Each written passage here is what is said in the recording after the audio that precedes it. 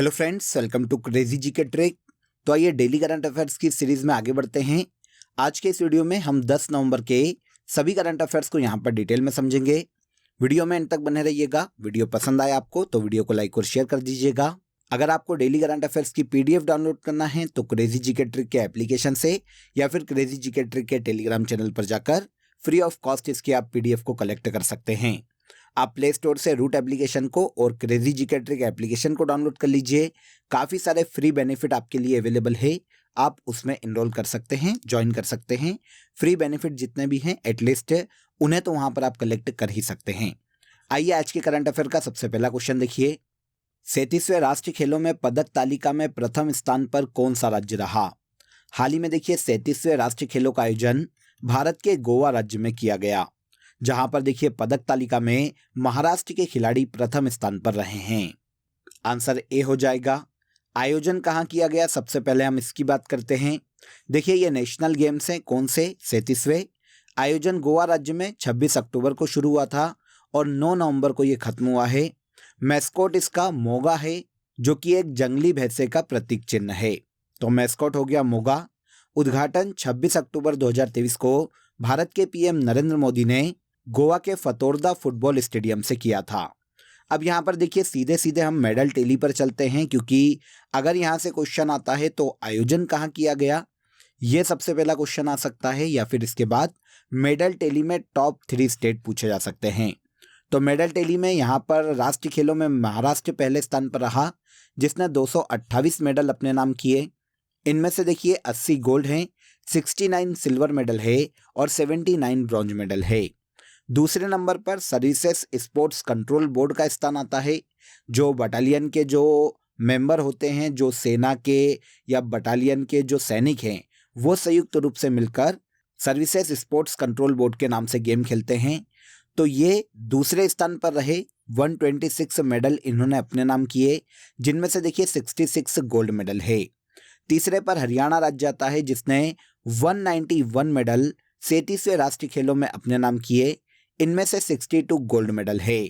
तो आप यहाँ पर टॉप 3 याद कर लीजिए, आपका काम हो जाएगा। पहले नंबर पर महाराष्ट्र, दूसरे पर सर्विसेज स्पोर्ट्स कंट्रोल बोर्ड और तीसरे पर हरियाणा राज्य रहा है। अब देखिए यहाँ पर हो जाती है मेडल टेली की बात। अब हम ऐसे प्लेयर्स की बात कर लेते हैं जो कि इस टूर्नामेंट में काफ़ी सुर्खियों में रहे, किसी स्पेसिफिक इवेंट में इन्होंने मेडल अपने नाम किया। तो ऐसे खिलाड़ी पर एक बार हम नज़र मार लेते हैं।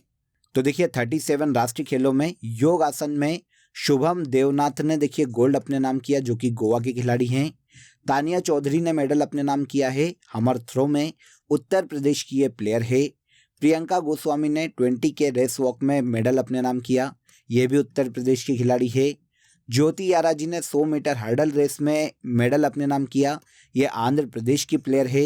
भाविया सचदेवा ने वुमेन्स 400 मीटर फ्री स्टाइल में मेडल अपने नाम किया, स्विमिंग में, यह दिल्ली की खिलाड़ी है। और फिर श्रीहरि नटराज, जो कि देखिए कर्नाटक की खिलाड़ी है, इन्होंने मेंस 20 मीटर बटरफ्लाई स्विमिंग में मेडल इस टूर्नामेंट में अपने नाम किया है। तो 37 राष्ट्रीय खेल जिनका आयोजन गोवा में किया गया, पदक तालिका में महाराष्ट्र राज्य पहले स्थान पर रहा है। याद रखिएगा, इजी क्वेश्चन है और एग्जाम में देखने को मिल सकते हैं। देखिए फ्रेंड्स, क्रेजी जीके ट्रिक के रूट एप्लीकेशन पर आप सभी के लिए दिवाली की सेल शुरू हो गई है, जहां पर आप क्रेजी जीके ट्रिक का कोई भी कोर्स, कोई भी बैच अप टू 80% ऑफ में प्राप्त कर सकते हैं। इसके लिए आपको किसी भी कोर्स पर दिवाली 23 कोड का यूज़ करना पड़ेगा और आप किसी भी कोर्स में भारी डिस्काउंट के साथ इजीली इनरोल कर सकते हैं। तो आप रूट एप्लीकेशन को प्ले स्टोर से डाउनलोड कर लीजिए। आई होप अपडेट अच्छा लगा होगा। नेक्स्ट क्वेश्चन पर आइए। शांति और विकास के लिए विश्व विज्ञान दिवस कब मनाया जाता है? तो देखिए शांति और विकास के लिए पूरे वर्ल्ड में वर्ल्ड साइंस डे के रूप में 10 नवंबर को मनाया जाता है। आंसर सी हो जाएगा। देखिए फ्रेंड्स, उद्देश्य क्या है, सबसे पहले हम इसकी बात करते हैं। तो पूरे विश्व में शांतिपूर्ण और टिकाऊ समाज का निर्माण करना, टिकाऊ समाज या ऐसी सोसाइटी को डेवलप करना जो कि पीसफुली आगे बढ़ रही है। तो इसके उद्देश्य से इन क्षेत्रों में विज्ञान की भूमिका को बढ़ाया जा सके, शांतिपूर्ण और टिकाऊ समाज के निर्माण में विज्ञान को प्रायोरिटी दी जा सके, इसके प्रति लोगों में जागरूकता बढ़ाना इस डे को मनाए जाने का मुख्य उद्देश्य है। 2023 में बिल्डिंग ट्रस्ट इन साइंस, 2023 के विश्व विज्ञान दिवस की थीम है। यहाँ पर आपको ये भी याद रखना चाहिए कि भारत में राष्ट्रीय विज्ञान दिवस के रूप में 28 फरवरी को मनाया जाता है। अब ये तो हो जाती है वर्ल्ड साइंस डे और नेशनल साइंस डे की बात। वर्ल्ड साइंस डे मनाया जाता है 10 नवंबर को और नेशनल साइंस डे मनाया जाता है 28 फेब को। अब इसके अलावा नवंबर मंथ में जो अदर डे मनाए जाते हैं उन पर भी एक बार हम नज़र डाल लेते हैं। देखिए 1 नवंबर को कर्नाटक राज्योत्सव के रूप में मनाया जाता है, 5 नवंबर को विश्व सुनामी जागरूकता दिवस के रूप में, 7 नवंबर को शिशु संरक्षण दिवस, 7 नवंबर को इसके अलावा राष्ट्रीय कैंसर जागरूकता दिवस और सीवी रमन जयंती भी मनाई जाती है। 8 नवंबर को विश्व रेडियोग्राफी दिवस के रूप में मनाया जाता है और 9 नवंबर को हर साल उत्तराखंड स्थापना दिवस के रूप में मनाया जाता है। नवंबर में अभी तक जो अदर डे मनाए गए उनको भी यहाँ पर मैंने आपको बता दिया। इसके बाद आगे आ जाइए। हाल ही में जारी की गई क्यूएस एशिया यूनिवर्सिटी रैंकिंग 2024 में आईआईटी बॉम्बे की रैंक क्या है। देखिए फ्रेंड्स, यहाँ पर ये समझिए कि ये जो रैंक दी गई है ये एशिया की यूनिवर्सिटीज़ को दी गई। क्वेकरिल सीमन जो कि यूनाइटेड किंगडम की एक संस्था है फ्रेंड्स, प्राइवेट ऑर्गेनाइजेशन है, इसके द्वारा हर साल क्यूएस एशिया यूनिवर्सिटी रैंकिंग को जारी किया जाता है। 2024 की जो रैंकिंग जारी की गई है इसके द्वारा इसमें भारत के आईआईटी बॉम्बे को 40वें स्थान पर रखा गया। आंसर ए हो जाएगा। अब देखिए इस इंडेक्स या रैंकिंग में भारत की कितनी यूनिवर्सिटीज़ ली गई, शामिल की गई, ये भी इम्पोर्टेंट पॉइंट है। तो 2024 की एशिया की इस यूनिवर्सिटी रैंकिंग में भारत की टोटल 148 यूनिवर्सिटीज़ को शामिल किया गया, जिसमें एशिया की यूनिवर्सिटीज़ में भारत में प्रथम स्थान पर, ऑल ओवर एशिया में 40वें स्थान पर आईआईटी बॉम्बे को रखा गया है। अब बात आती है कि इस रैंकिंग में पहले स्थान पर कौन सी यूनिवर्सिटी है। तो इस रैंकिंग में देखिए टॉप 3 यूनिवर्सिटी की बात करें तो पेकिंग यूनिवर्सिटी इस रैंकिंग में पहले स्थान पर है जो कि चाइना की यूनिवर्सिटी है। हांगकांग यूनिवर्सिटी दूसरे स्थान पर और सिंगापुर की नेशनल यूनिवर्सिटी इस रैंकिंग में तीसरे स्थान पर रखी गई। भारत की बात करें तो आईआईटी बॉम्बे सबसे टॉप पर है इंडिया की यूनिवर्सिटीज़ में, जो कि इस रैंकिंग में 40वें स्थान पर है। 46 रैंकिंग पर आईआईटी दिल्ली को रखा गया, 53 रैंक पर आईआईटी मद्रास को रखा गया और 58 रैंक पर Indian institute of science Bengaluru को रखा गया है। तो भारत की वैसे टॉप यूनिवर्सिटी ही पूछी जाएगी तो आपको यहाँ पर आईआईटी बॉम्बे को याद रखना चाहिए। अब जो संस्था इस रैंकिंग को जारी करती है इसके बारे में मैंने आपको अभी बताया। ये यूनाइटेड किंगडम की एक प्राइवेट कंपनी या संस्था है फ्रेंड्स, जिसे क्वेकरेली सीमन के नाम से जाना जाता है, शॉर्ट फॉर्म है इसका क्यूएस। इसी के द्वारा क्यूएस एशिया यूनिवर्सिटी रैंकिंग 2024 को जारी किया गया। अलग अलग 11 डायमेंशंस के आधार पर इस रैंकिंग को तैयार किया जाता है कि किसी भी यूनिवर्सिटी में सुविधाएं कितनी अच्छी है, फैकल्टी किस स्टैंडर्ड के हैं, एजुकेशन किस स्टैंडर्ड का है। इन अलग अलग डायमेंशंस के आधार पर इस रैंक को तैयार किया जाता है। हाल ही में अंतर्राष्ट्रीय मुख्य न्यायाधीश सम्मेलन किस राज्य में आयोजित किया गया। देखिए, न्याय को सभी के लिए सुगम बनाने के उद्देश्य से, हर व्यक्ति तक न्याय की पहुंच को सुनिश्चित करने के उद्देश्य से अंतर्राष्ट्रीय मुख्य न्यायाधीश सम्मेलन 2023 में हाल ही में उत्तर प्रदेश राज्य में आयोजित किया गया। भारत के उत्तर प्रदेश राज्य की राजधानी लखनऊ में 24th अंतर्राष्ट्रीय मुख्य न्यायाधीश सम्मेलन का हाल ही में आयोजन किया गया, जिसमें चीफ गेस्ट के रूप में मॉरिशस के वाइस प्रेसिडेंट मैरी सिरिल को बुलाया गया। लखनऊ में आयोजित इस सम्मेलन में 61 अलग अलग देशों के मुख्य न्यायाधीशों ने हिस्सा लिया और इस सम्मेलन के अंतिम दिन लखनऊ घोषणा पत्र को भी जारी किया गया। सम्मेलन कहाँ आयोजित किया गया, हमारे लिए यही इंपॉर्टेंट है, तो याद रखिएगा 24वां अंतर्राष्ट्रीय मुख्य न्यायाधीश सम्मेलन का आयोजन उत्तर प्रदेश की राजधानी लखनऊ में आयोजित किया गया। नेक्स्ट देखिए, 8वां राष्ट्रीय आयुर्वेद दिवस की थीम क्या है। तो देखिए 8th राष्ट्रीय आयुर्वेद दिवस की थीम की बात करें तो ये Ayurveda for everyone on every day है। आंसर ए हो जाएगा। अब आपके दिमाग में क्वेश्चन आएगा कि सर इस डे को मनाया कब जाता है। तो देखिए हर साल ये अलग अलग तिथि को, अलग अलग डे को मनाया जाता है, क्योंकि हर साल भारत में इसे धनतेरस के दिन मनाया जाता है। धनतेरस एक्चुअल में क्या है कि धन्वंतरी, जो कि आयुर्वेद के भारत में एक देवता है ना, अपने रिलीजन में, हिंदू रिलीजन में एक देवता के रूप में पूजे जाते हैं। तो इनकी जयंती के दिन हर साल भारत में राष्ट्रीय आयुर्वेद दिवस के रूप में मनाया जाता है। अब आप सभी जानते हैं कि हर साल धनतेरस अलग अलग डे को आती है, तो इसी केस में इसका कोई पर्टिकुलर एक फिक्स डे नहीं है। लेकिन आपको ये याद रखना चाहिए कि धनतेरस के दिन हर साल राष्ट्रीय आयुर्वेद दिवस के रूप में मनाया जाता है। इस साल 10 नवंबर को ये डे मनेगा। 8वां राष्ट्रीय आयुर्वेद दिवस है ये, जिसकी theme Ayurveda for everyone on every day है। इजी हो जाता है, आंसर ए यहाँ पर क्लियर हो जाएगा आपको। शुरुआत कब की गई? तो 2016 में भारत सरकार के आयुष मंत्रालय ने इस डे को मनाए जाने की शुरुआत की थी और उस साल जो धनतेरस आई थी वो 28 अक्टूबर को आई थी, तो 28 अक्टूबर 2016 को इसकी शुरुआत की गई।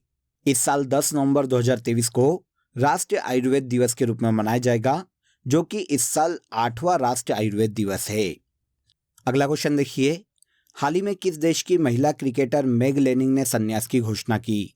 तो देखिए, मेग लेनिंग की बात करें फ्रेंड्स, तो ये ऑस्ट्रेलियाई महिला क्रिकेट टीम की कप्तान रही है, जिन्होंने हाल ही में देखिए अंतर्राष्ट्रीय क्रिकेट से संन्यास की घोषणा की है। यह ऑस्ट्रेलिया की अब तक की सबसे सफल महिला कप्तान रही है क्रिकेट की।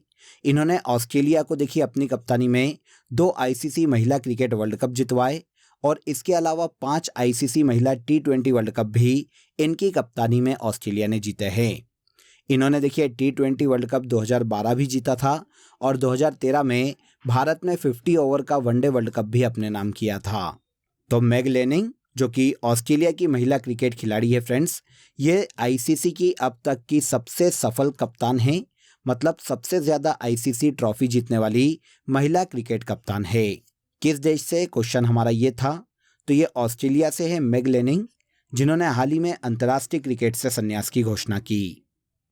भारत और किस देश के मध्य गेलेफू कोकराझार रेलवे लिंक परियोजना शुरू की जाएगी? तो गेलेफू कोकराझार रेलवे लिंक परियोजना का शुभारंभ भारत और भूटान के मध्य में किया जाने वाला है। भूटान के राजा हैं जिनका नाम है जिग्मे खेसर। ये हाल ही में देखिए भारत की यात्रा पर थे और इस यात्रा के दौरान इन्होंने इस परियोजना के अंतिम स्थान सर्वेक्षण के लिए अपनी सहमति दी है। तो अब गेलेफू कोकराझार रेलवे लिंक परियोजना असम में कोकराझार से भूटान में गेलेफू को जोड़ने वाली है। इस तरह से अगर ये शुरू हो जाती है तो ये भारत और भूटान के मध्य में पहली रेलवे लिंक परियोजना होगी।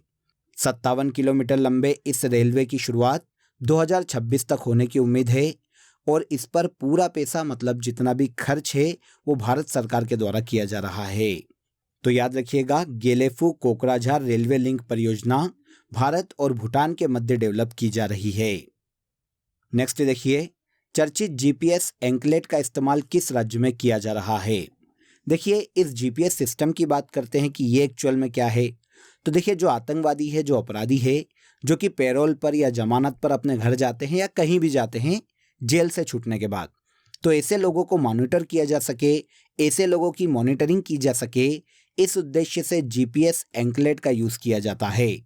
भारत में इसका यूज़ करने वाला भारत का पहला राज्य जम्मू कश्मीर राज्य बन गया।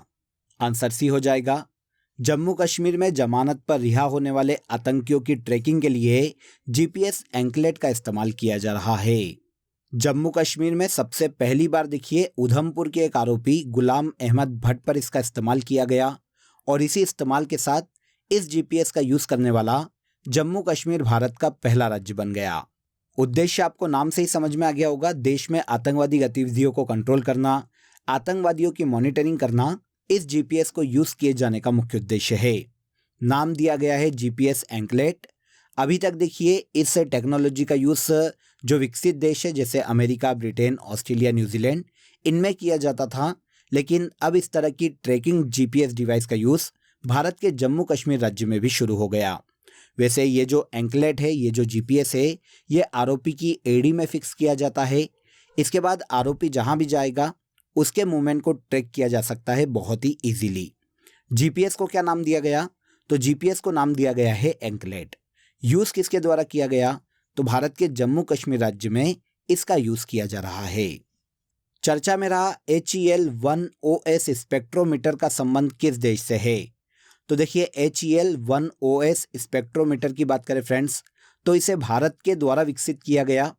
भारत में इसरो, जो कि भारत की अंतरिक्ष अनुसंधान संगठन है फ्रेंड्स, इसने हाल ही में बताया है कि आदित्य L1 के पेलोड में जो स्पेक्ट्रोमीटर HEL-1OS फिट किया गया था, इसने सफलतापूर्वक सौर ऊर्जा की पहली हाई एनर्जी एक्सरे इमेज को रिकॉर्ड किया।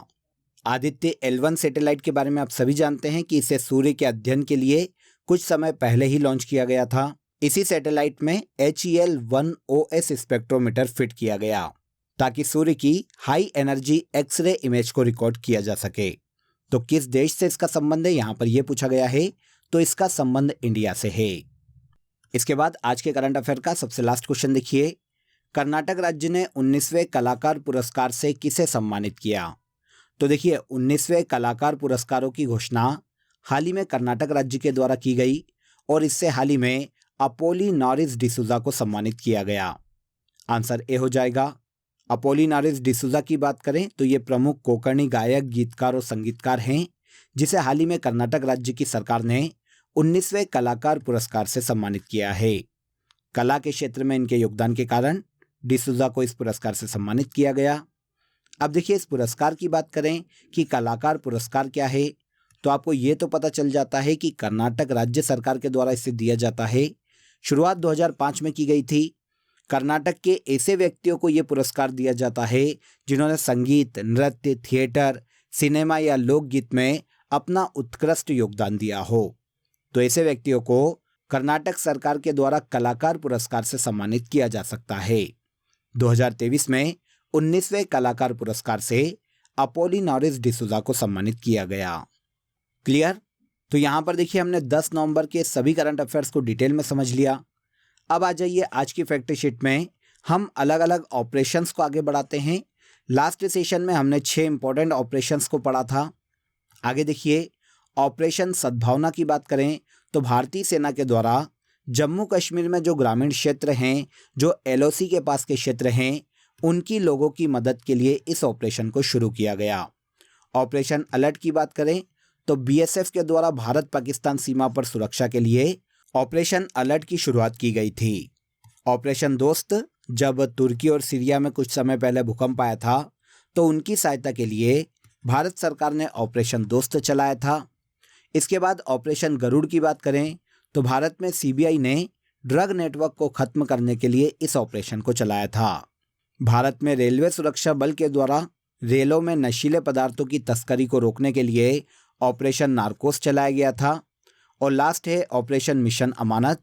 भारतीय रेलवे के द्वारा रेलवे में या रेल या स्टेशन पर जिन यात्रियों का सामान खो जाता है, गुम जाता है, उन्हें ट्रैक करने के लिए भारतीय रेलवे ने ऑपरेशन मिशन अमानत की शुरुआत की थी।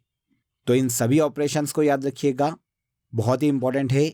अब आ जाइए लास्ट डे के सेशन में जो करंट अफेयर हमने डिटेल में समझा था उसे हम एक बार यहाँ पर रिवाइज कर लेते हैं। पहला देखिए, हाल ही में ICC द्वारा जारी की गई men's one day player ranking batting में पहले स्थान पर शुभमन गिल है। प्रलय बैलिस्टिक मिसाइल का हाल ही में सफल परीक्षण किया गया जो कि सतह से सतह पर मार करने वाली मिसाइल है। भारत की रक्षा परियोजनाओं में 100% FDI हासिल करने वाली पहली विदेशी कंपनी साप बन गई है। Asia Pacific human development report को UNDP के द्वारा जारी किया गया। कृषि समाचार निगरानी के लिए लॉन्च किया गया भारत का पहला AI एग्रीकल्चर 24/7 के नाम से जाना जाएगा। केलुचिस्काय ज्वालामुखी रशिया में स्थित है जिसमें हाल ही में विस्फोट हुआ था। आगे आइए, विजाग नेवी मैराथन का 8वां संस्करण विशाखापट्टनम में आयोजित किया गया। हाल ही में भारत के महासर्वेक्षक के रूप में हितेश कुमार S मकवाना को नियुक्त किया गया। अंतर्राष्ट्रीय खनन और संसाधन सम्मेलन 2023 का आयोजन ऑस्ट्रेलिया में किया गया। और लास्ट देखिए, उत्तराखंड का स्थापना दिवस हर साल 9 नवंबर को मनाया जाता है। तो ये सभी ऐसे करंट अफेयर है फ्रेंड्स जिन्हें हमने लास्ट डे के सेशन में डिटेल में समझा था। अब आ जाइए, आज के लिए आप सभी के लिए क्वेश्चन ऑफ द डे है, लोधी वंश का संस्थापक कौन था? Very very important. आप सभी जानते हैं सल्तनत काल का आखिरी वंश लोधी वंश था। इसके संस्थापक कौन थे? कमेंट में ज़रूर बताइएगा। इसके अलावा दोस्तों आप सभी के लिए एक इम्पॉर्टेंट अपडेट है। अब आपके लिए क्रेजी जीके ट्रिक के सभी कोर्सेस वेबसाइट पर भी अवेलेबल है। ये सभी कोर्सेस आप सभी की रिक्वायरमेंट और लेटेस्ट एग्जाम पैटर्न को ध्यान में रखकर डिज़ाइन किए गए हैं। यहाँ हम बेसिक कॉन्सेप्ट के साथ साथ कॉम्प्रिहेंसिव लर्निंग पर फोकस करते हैं। तो एक बार ज़रूर वेबसाइट पर विजिट करें। इसका लिंक आपको डिस्क्रिप्शन बॉक्स में दिया गया है। तो आज के इस वीडियो में बस इतना ही। अगर वीडियो अच्छा लगा हो तो वीडियो को लाइक और शेयर कर दीजिए, चैनल को सब्सक्राइब कर लीजिए। कल फिर मुलाकात करेंगे नेक्स्ट डे के करंट अफेयर में। तब तक अपना ख्याल रखिए। जय हिंद, जय भारत।